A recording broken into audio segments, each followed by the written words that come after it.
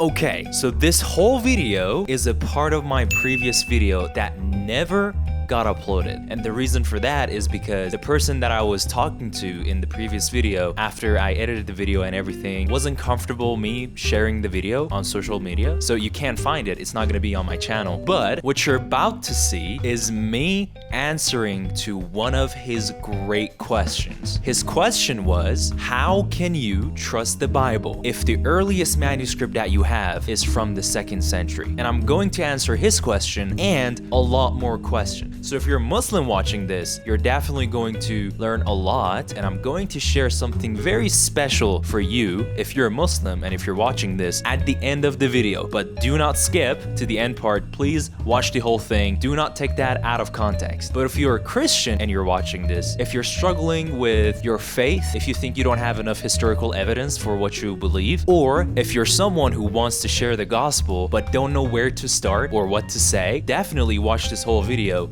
because I just shared the result of hours and hours and hours of studying that I did, and you're gonna learn a lot in just 13 or 14 minutes. It's a good deal. So let's get to the video. The Christians call God Father the way Jesus did. Sometimes it's actually like a father to you. So many times you're not the one who's approaching God, but God is the one who approached you. What do you think about Jesus? I know you're from a Muslim background. I know the Quran says he was never crucified. So in Arabic, I think it says lima qataluhu lima salabuhu, which means they neither killed him nor crucified him. What do you think about Jesus? As much as I learned from school when I was back in Iran in high school, Muslims do believe in Jesus. Most of the Muslim community, including me, he was definitely one of the prophets. For sure, absolutely. I used to be a Muslim, now I'm not. I'm a Christian, I follow Jesus. I approach the Bible, so I approach the Injil. Do you know what the Injil is, right? Yes. Yeah. Okay. I first approached the Injil as eyewitness accounts, historical eyewitness accounts, people who testified about Jesus. Now, one of my problems with Islam was it claims a lot of things about Jesus, but the problem is Muhammad came 600 years after Jesus. When we actually look at religions after the time of Jesus, they all claimed something about Jesus, and I don't think Islam is something special between them. I really feel like Muhammad also claimed a lot of things, but the claims didn't go well with what the Injil says. Every single time when I'm trying to learn anything about any historical figure, I try my best to go back in history, as back as I can, to get to the eyewitnesses who were with that person or those who knew the eyewitnesses personally. I always try to do that. If I'm approaching this as actually history, then the Injil, the Bible, would make a lot of sense. I'm reading what the eyewitnesses said about that guy. One of my friends was saying that all these books and everything that has been gathered, all these historical documents or evidence about the existence of Jesus has been gathered 100 to 150 years after him. Now that we're living in this world, like with all this media and everything, we could see that all the events, even for like a week ago or a month ago, could be changed. The facts could be kind of organized to justify results that could not be necessarily true. Now that we have all these cameras and everything, you still can lie using media. So how could you trust the things that have been written like 100 years after an event, and you can't just rely on? This is my logic on that. Yeah, for sure. You're absolutely correct. The earliest manuscript or pieces of manuscript that we have from the Injil is from 150 or something years after. The name of that manuscript is P52. P52 is a part of John's Gospel. So John was an eyewitness who saw Jesus. The other one is like P72, if I'm not mistaken. If I'm mistaken, I'm going to correct myself on the video.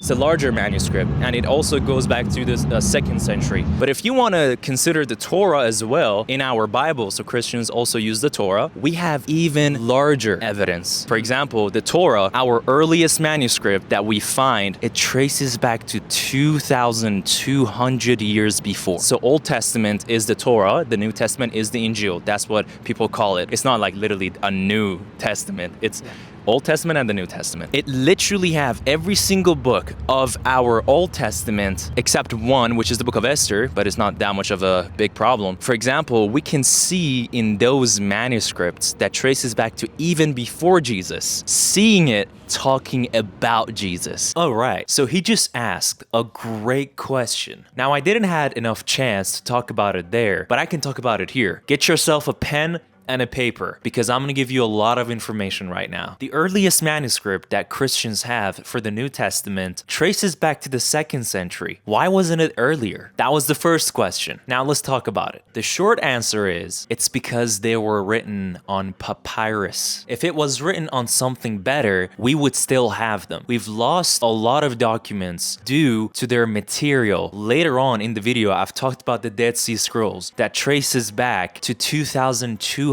years before, which is insane. Why did that one survive so long? Well, it's because it was written on metal. But if you have something that was written on plants, it's obviously not going to survive that long. All right, so this is the next day. First, I've realized that I was pronouncing it wrong. It's not papyrus, it's papyrus. But who cares? I mean, like, you know what I mean. The second thing is that I also forgot to mention that right there is not the only reason that a papyrus could survive that long. It also really matters the way you protect it as well, or the place that you're keeping it as well. Like, for example, our oldest papyrus in history, bro, I swear, if I'm not pronouncing it right again, I'm gonna tweak.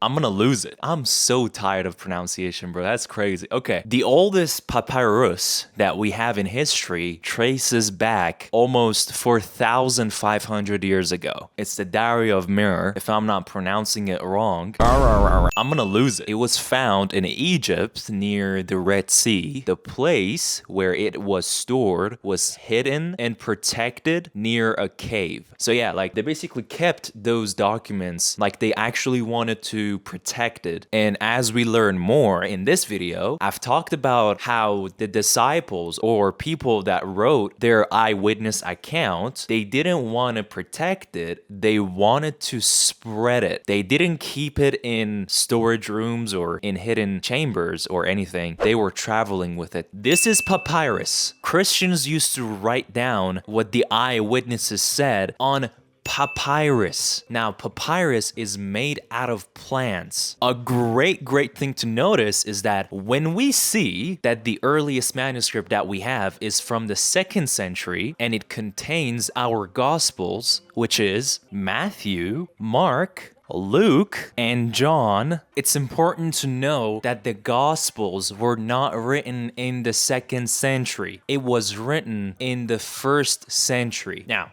the Gospel of Mark has been written 30 to 35 years after Jesus' death, pretty close to the events that happened. Now, the Gospel of Matthew has been written around 35 years after Jesus' death. Now, the Gospel of Luke has been written around 45 years after Jesus' death. And John has been written around 60 to 65 years after Jesus' death. This is what the most scholars agree on. Now, the good question to ask is that, well, if the earliest manuscript that we have is from the 2nd century, how do we know when were they written? Huh?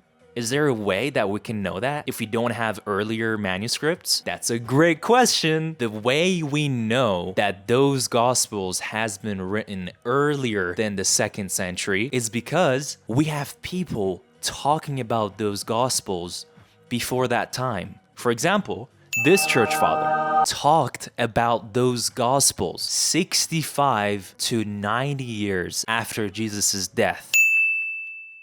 Which means people had the Gospel of Mark and Matthew with them. That's how we know that it wasn't just written on the 2nd century. People were reading those things even before the 2nd century. Now, yet another great question that you can ask is, why did Mark wait like 35 years and then wrote about Jesus, about what Peter saw, about what the eyewitnesses saw? Why did he take so long? Like, why did the disciples take so long to write about those things? Well, I would simply answer you by saying, if someone died, actually died, and 3 days later rose from the dead, you would be really interested to talk with the eyewitnesses, not read what the eyewitnesses said. When you can talk with the eyewitnesses and figure out what actually happened, you're not interested to read about what happened. You would go and talk with them. So at the time, the eyewitnesses were still alive. People could ask them and they could answer. Now, let me prove it to you. Let's read the Bible. So the passage that I'm reading is 1 Corinthians chapter 15, starting from verse 3. Now, this is Paul writing to the church of Corinth. Now, Paul is a disciple of Jesus, and he knew the disciples, the eyewitnesses as well. Like he knew Matthew, he knew Peter. Let's see what he wrote about the resurrection. For what I received, I passed on to you as of first importance, that Christ died for our sins according to the scriptures, that he was buried, that he was raised on the third day, and then he appeared to Cephas and then to the 12 disciples. After that, he appeared to more than 500 of the brothers and sisters at the same time, most of whom are still living, though some have fallen asleep. Means some of them have died, but most of whom are still alive. Now, everyone can claim such a thing, right? I mean, I saw that dude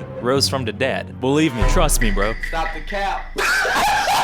But there's a difference. He is writing this letter to real people, and he also mentioned real people that they could go and ask. So first, he talked about what happened. He wrote about what happened. He's basically telling them that Jesus guy, he died, and then he rose from the dead after 3 days. This is what happened, but then you can go and ask. It says he appeared to Cephas and then the 12, and then he appeared to 500 people, most of whom are still alive. Now, why would he say that? They can go and check, most of whom are still alive. Paul is saying this so that they could go and check if it actually happened. Now, people are actually more interested to talk with the eyewitnesses than to read about what's going on. This is hours and hours of research, so take advantage of it. I hope you're taking notes, bro. Now, why did they start writing what happened after decades? Because they were getting murdered for what they have seen. Now, we're gonna talk about this in a bit. On the actual video, they started writing about what was going on so other people can also read what happened. But if that was the case, why didn't they write it on something way more better? Like, why papyrus, not a piece of stone or metal, so that it could survive better, you know? Like, something that you can, save for next generations, Now, that is also a great question. Well, the short answer is papyrus is easier to carry. Now, let's see what Jesus told the disciples after he resurrected. This is Matthew chapter 28, verse 18. So this is after Jesus has died, has resurrected, and now he's appearing to the disciples. Then Jesus came to them and said, "All authority in heaven and on earth has been given to me. Therefore, go and make disciples of all nations and baptize them in the name of the Father and of the Son and of the Holy Spirit, and teaching them to obey everything that I have commanded you. And surely I am with you always to the very end of the age." Now, this is what they actually cared about. Preaching to all nations, spreading the good news. What's the good news? That Jesus has died for the sins of the world. He got resurrected after 3 days, and anyone who believes in him shall not perish but have everlasting life. John 3:16 says that. Now, if this is what they actually cared about, they wouldn't carry stones or metals. They would carry papyrus, which is easy to travel with. Like, why would they do that? They wanted to travel to everywhere, to all nations, sharing what Jesus did for them. But the problem is that when you do this, that means that those things that you're carrying is not going to last forever because it was made out of plants. So yes, we've lost some historical evidences due to how old they were and due to the material that they were written on. And we can see that even in the Bible as well. Like, for example, Paul is mentioning other letters that he wrote to different churches, but we don't have those letters. But we shouldn't be too bummed out by that. The question that you need to ask yourself is, can we trust what we have right now after examining all these evidences? I mean, obviously, it would be better if we had more evidences, but don't make that stop you from trusting the Bible, because the Bible is based upon over 5,200 Greek manuscript or pieces of manuscript. That is a lot of evidence. Woo! Now, that was a lot of information, bro. After studying the evidence, you gotta ask yourself a serious question. Does the evidence point to Jesus? And if it does, it's wise for you to trust in him. The other thing that we've talked about is the Dead Sea Scrolls. My man, I cannot express to you enough how much I am confident only because of those manuscripts that we have found. The Dead Sea Scrolls. Go check it out. It contains every single of our Old Testament except one book, which is the book of Esther. But it's not that important. I mean, we have Isaiah. The book of Isaiah is almost word by word identical. Imagine that. The book of Isaiah that we have in our Old Testament is almost word by word identical to what people had 2,200 years ago. That is insane. Now let's read what we actually have in the book of Isaiah. Now this is Isaiah chapter 7, starting from verse 14. Let's read. Therefore, the Lord himself will give you a sign. The virgin will conceive and give birth to a son. Does that sound familiar? Anyone? Is it just me? I don't know, man. I don't know. And will call him Emmanuel. Now, in Hebrew, which is the language that Isaiah has been written, Emmanuel means God with us. The son will be called God with us. God is with us. 2 chapters later, this is chapter 9, Isaiah chapter 9. For to us a child is born, to us a son is given, and the government will be upon his shoulders, and he will be called Wonderful Counselor, Mighty God, Everlasting Father, Prince of Peace. It's talking about Jesus, Mighty God. It talks about a child that is gonna be with us, and his name will be Mighty God, Everlasting Father, Prince of Peace. That's what Christians has been calling Jesus since 2,000 years. Now, the amazing part of this is that the things that we just heard is literally word by word identical to what we have from 2,200 years ago. Man, that is amazing historical evidence. I don't know. I don't know what to tell you, bro. It's just cool. I'm gonna give you homework. Isaiah chapter 53. It's in the Torah. Read about it and compare it to what happened about Jesus. Another thing that I think is really important, because I love that you have a logical mind and I love that you think through all these evidences. I love that. When I mean that I approach the New Testament as historical document, I don't mean that this is the only historical document that we have. No. We have even historical documents outside of the Bible. So historians, their job is to record accurate history and to preserve it to next generations. For example, Tiberius Caesar is the Caesar literally at the time of Jesus. The same historians that wrote about Tiberius Caesar wrote about Jesus as well. And I'm gonna put all the information in the video so you can go ahead and check it as well.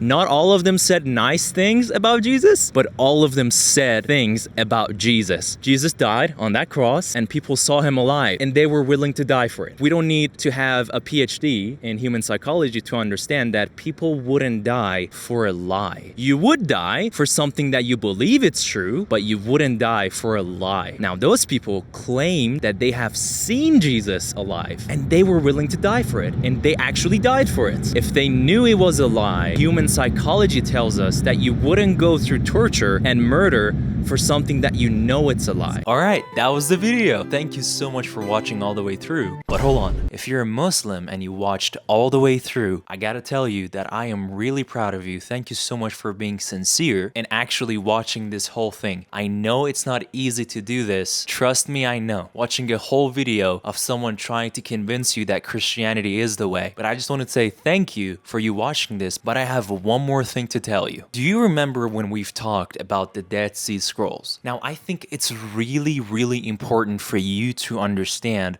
what it is, because once you understand what it is and what it proves, you cannot ignore this anymore. So, just a quick review. The Dead Sea Scrolls is a historical document that traces back to around 2,200 years before, which means even before Jesus, and it contains the Old Testament that Christians and Jews have. Now, why is that really important? The first reason is when Jesus confirmed the Torah, historically we know that the Torah that he confirmed is the same Torah that Jews and Christians have, because we have documents that traces back to even before Jesus. And Jesus confirmed the Torah in the Bible and also treated the Old Testament as the Word of God. And even in the Quran, Jesus confirmed the Torah. Chapter 3, verse 50 of the Quran, and then chapter 61, verse 6, it also says the same thing. I don't believe in this book. I'm sorry if you're a Muslim and if you're watching this, I truly don't. But even the Quran says that Jesus confirmed the Torah. Now, historically, we know that the Torah that Jesus confirmed is the Torah that Christians and Jews have, because we have manuscripts that traces back to before the time of Jesus, which means if Jesus confirmed the Torah and he literally saw it as true, it means that it is what we have. That also goes the same with Muhammad. He confirmed the Torah. And I'm going to put the Sahih Hadith right here. So it talks about a group of Jews coming to Muhammad with a woman caught in the act of adultery.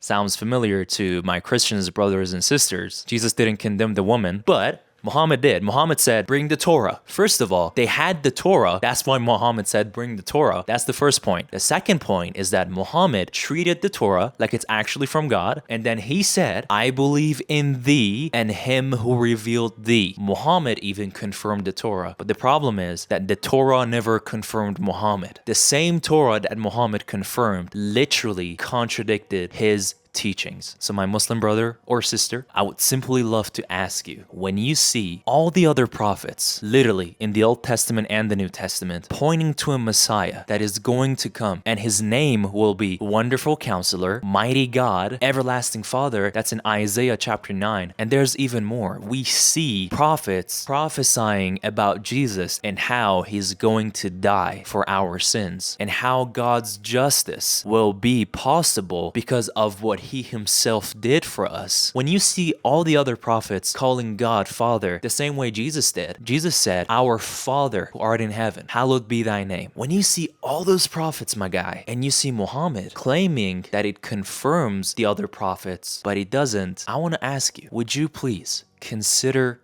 following the majority of prophets that confirmed each other? Consider trusting in Jesus. He truly loves you and he truly cares about you. And God has given you a gift through Jesus Christ. It's not a good decision to look at the face of the gift giver and reject the gift too many times. That's not a good decision. So God bless you as you make that most important decision of your life, which is trusting in Jesus to save you. God bless you. Bye.